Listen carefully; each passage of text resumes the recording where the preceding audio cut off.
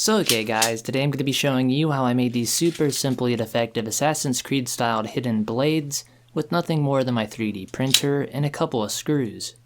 Now with that said, unlike other hidden blade designs out there on YouTube and Thingiverse, this is a design that does not require an OTF design essentially. Essentially you don't need any kind of springs or hardware for this to effectively work.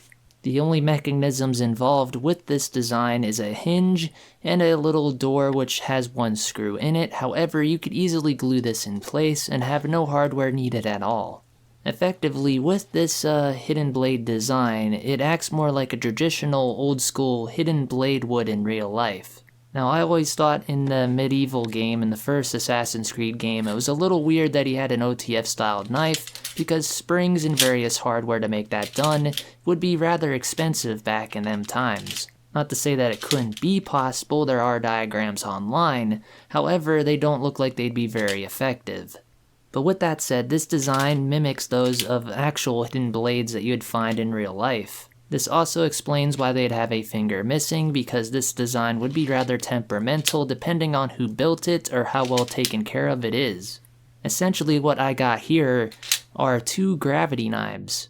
There is a left version and a right version. You want the hinge facing upward depending on what arm you're wearing this thing on. If you have them under your wrist, you want the left one to be on your left wrist. However, if you want it on top of your wrist, you want the left one to be on your right wrist. No matter what you do, the hinges have to be facing upward, which is why I built this in such a way that you can see how it works. In the future, I will be enclosing this inside of like a traditional in-game model of the actual thing in-game.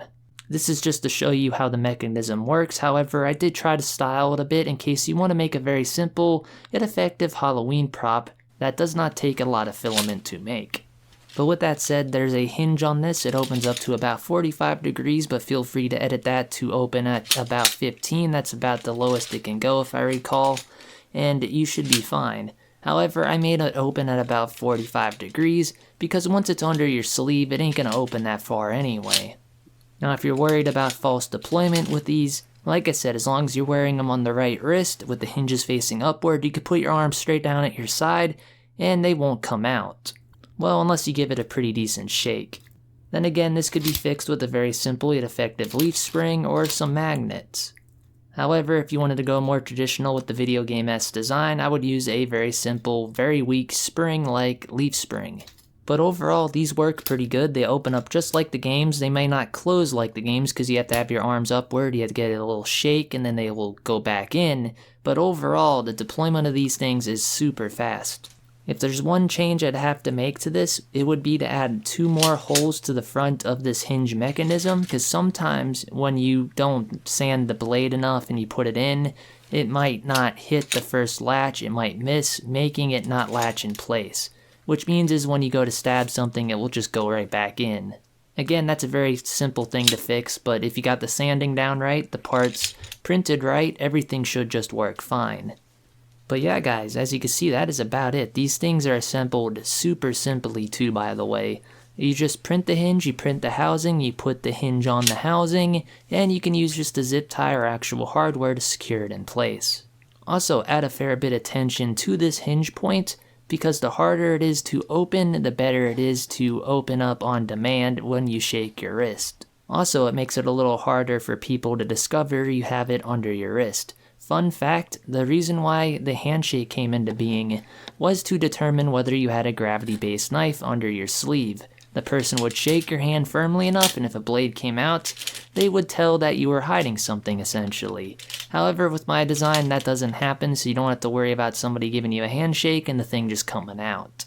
Also, the only other thing you need here is a screw, like I said, for the door. You just essentially print the door. There's a little latch for the door that glues onto the front of this thing. However, in the future, I'll probably make this a print-in-place hinge or something and add 2 screws for this door. But for the time being, the door just slots in place, the screw goes on, and you're good to go. If you ever wish to change the blade out, you take the screw out, take the blade out, plop in a new design.